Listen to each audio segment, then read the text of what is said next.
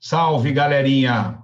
Vamos continuar aqui com o SOS Focus para o vestibular da Universidade Estadual de Londrina, ainda no tema do conhecimento em ciências sociais, agora com a sociologia de Karl Marx e Friedrich Engels.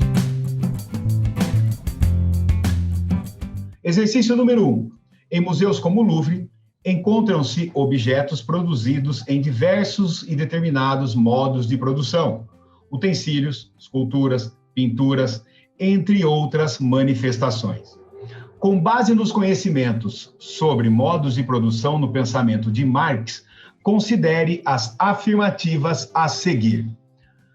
Pessoal, modo de produção para Marx e para Engels se refere à maneira como uma sociedade produz, armazena, distribui e consome os bens e os serviços, desde bens mais básicos como comida, até, por exemplo, elementos como escultura, pintura, entre outros recursos.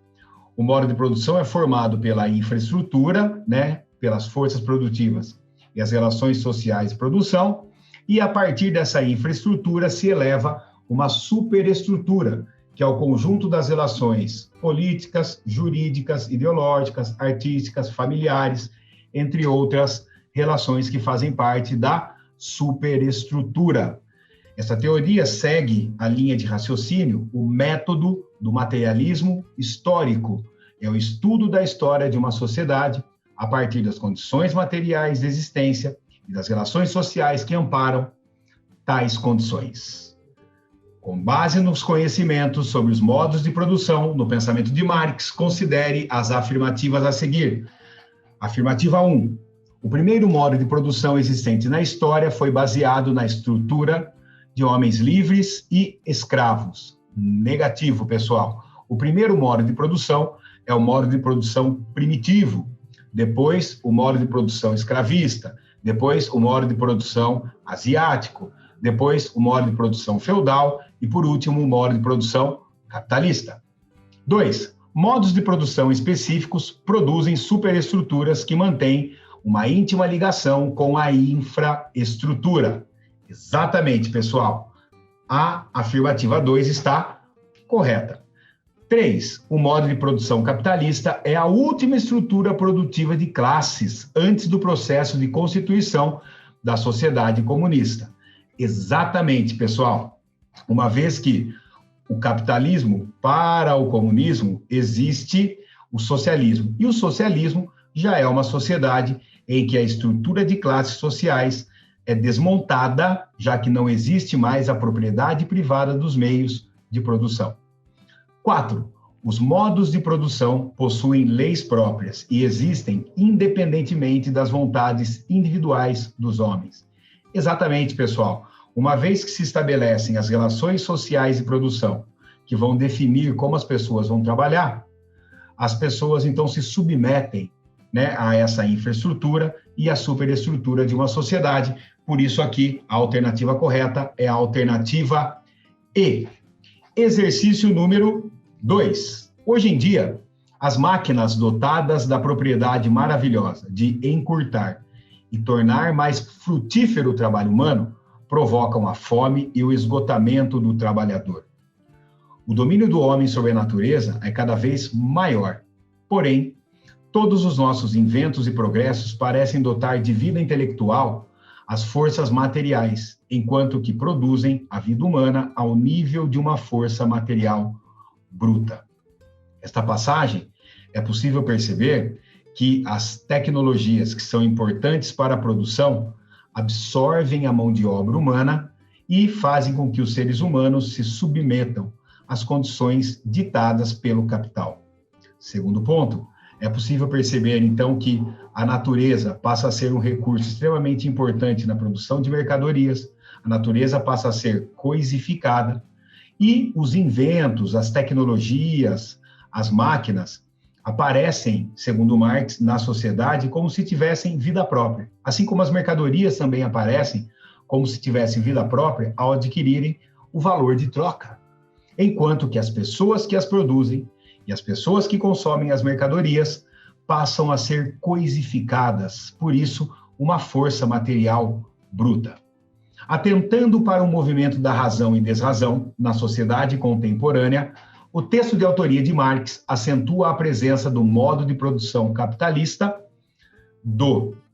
da luta de classes. Nós não vemos aí nenhuma tendência a uma revolução socialista.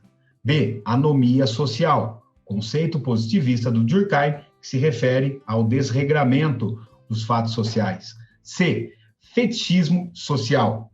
Exatamente, pessoal. Nós podemos observar aí uma relação de inversão, em que as forças produtivas e as mercadorias ganham vida própria e as pessoas, os trabalhadores, são reificados, são coisificados. É uma fetichização da própria sociedade. D, a indústria cultural. Não vemos aí também nenhuma menção aos meios de comunicação de massa que manipulam a população e o fim da história. Não há possibilidade nesse enunciado de fazermos referência ao fim, né, da história das sociedades. Exercício número 3, texto para a próxima questão. Observe a figura a seguir e responda as questões seguintes. Uma das grandes ruas arborizadas e largas da capital francesa traz o nome de Haussmann, primeiro-ministro à época da Comuna de Paris, e responsável pela nova configuração espacial que parte da cidade de Luz passou a ter. Tratava-se, para ele, de eliminar as vielas que impediam o deslocamento das tropas por ocasião de motins populares. A Comuna de Paris também foi objeto de atenção do pensamento de Marx e Engels. Aqui ao lado você consegue observar, então, a imagem de Paris com o Arco do Triunfo, a qual o enunciado faz referência. Sobre a forma como Marx e Engels analisaram a Comuna de Paris, assinale a alternativa correta. Foi a primeira experiência real que indicou que poderia ser uma sociedade sem classes. Exatamente, pessoal. A Comuna de Paris foi uma tentativa de aplicar as teses socialistas, as teses marxistas, promovendo uma revolução, primeiramente para o socialismo e posteriormente para o comunismo. A ideia era instalar uma ditadura do proletariado com um Estado socialista que levasse à extinção da propriedade privada dos meios de produção e à extinção das classes sociais, consequentemente, a fundação de uma sociedade comunista. Porém, Marx e Engels observaram que houve um erro nesse processo de revolução, uma vez que os revolucionários abriram a possibilidade para que uma outra classe participasse do poder, no caso, a pequena burguesia, então não rolou uma ditadura do proletariado. E tampouco destruíram a estrutura do Estado parlamentar burguês. E aí, então, não houve implantação de um Estado, de fato, socialista. Dois conceitos interessantes aqui, pessoal. O primeiro, o que são classes sociais para Marx e Engels? Classes são conjuntos de indivíduos que ocupam a mesma posição na produção social em uma sociedade. As classes fundamentais são os proprietários dos meios de produção, os burgueses, e os não proprietários dos meios de produção, o proletariado, do qual, entre eles, né, se desenvolve uma luta de classes. Segundo exemplo é a questão do Estado. O Estado, para Marx e Engels, é um elemento da superestrutura, e o Estado é uma instituição que tem uma função ideológica. Ele passa como se fosse um representante geral de todas as classes e pessoas de uma sociedade. Mas, na verdade, o Estado é um agente da classe dominante, no caso do capitalismo, um comitê para a administração dos interesses da burguesia. B. Era um movimento limitado por desconsiderar a forma parlamentar como instrumento essencial da luta. Negativo. Né? Marx entende que deve-se, né, abolir qualquer possibilidade de resquícios da sociedade anterior. C. exprimia um modelo ideal de vida social a ser seguido por outras nações da Europa à época de sua realização. Negativo, a ideia era implantar um socialismo. B. Representava a continuidade da Revolução Francesa e de seus ideais de liberdade, igualdade e fraternidade. Nesse caso, vão romper, já que os ideais da Revolução Francesa são ideais liberais e encampados pela burguesia. E tratava-se de um movimento pacífico que recusava a luta de classes como caminho para o comunismo. Negativo, ele é um movimento de luta de classes e não foi nada pacífico. 4. No capitalismo, os trabalhadores produzem todos os objetos existentes no mercado, isto é, todas as mercadorias. Após havê-las produzido, entregam-nas aos proprietários dos meios de produção, mediante um salário.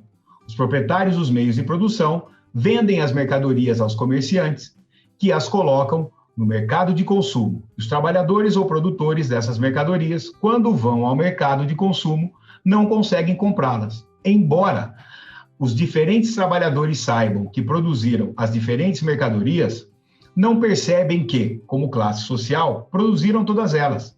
Isto é, que os produtores de tecidos, roupas, alimentos são membros da mesma classe social.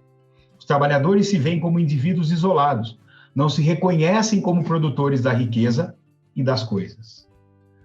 Com base no texto e nos conhecimentos sobre alienação e ideologia, considere as afirmativas a seguir. O texto, pessoal, é bastante claro e é possível identificar as noções de alienação quando o texto faz referência à ideia de que os trabalhadores produzem todas as mercadorias, mas não percebem, não se veem nas mercadorias produzidas quando vão comprá-las.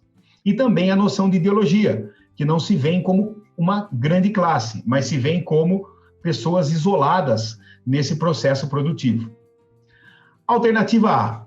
A consciência de classe para os trabalhadores resulta da vontade de cada trabalhador em superar a situação de exploração em que se encontra sob o capitalismo. Pelo contrário, a consciência de classe é quando os trabalhadores tomam consciência e transformam a classe como um instrumento para a revolução, e não de forma isolada. B. É no mercado que a exploração do trabalhador torna-se explícita, favorecendo a formação da ideologia de classe. Negativo. A ideologia oculta as relações, as condições de exploração e não permite que os trabalhadores percebam como são explorados e por quem são explorados. O conceito de ideologia para Marx se refere a um instrumento de dominação da classe burguesa para os trabalhadores, fazendo com que vejam a realidade de forma distorcida, de forma invertida. Mais um elemento que a gente pode levar em consideração: a ideia de exploração do trabalho também pode ser abordada sobre a questão da lei da mais-valia, que é o trabalho não pago ao trabalhador, apropriado pelo patrão em forma de lucro. A mais-valia pode ser absoluta quando o lucro é aumentado a partir da ampliação da jornada de trabalho, ou relativa, quando o lucro é aumentado a partir do investimento em tecnologias que aumentem a produtividade. C. A ideologia da produção capitalista constitui-se de imagens e ideias que levam os indivíduos a compreenderem a essência das relações sociais de produção. Negativo. As imagens e ideias são a própria ideologia. As mercadorias apresentam-se de forma a explicitar as relações de classe e o vínculo entre o trabalhador e o produto realizado. Negativo. As mercadorias são fetichizadas, aparecem como se tivessem vida própria e a relação entre o trabalhador e a mercadoria é ocultada pela ideologia e pela alienação. Então, aí, o processo de não identificação do trabalhador com o produto do seu trabalho é o que se chama alienação. A ideologia liga-se a esse processo, ocultando as relações sociais que estruturam a sociedade. Exatamente, pessoal. A alternativa E é a alternativa correta. E nós vamos ficando por aqui neste SOS Focus. Até a próxima.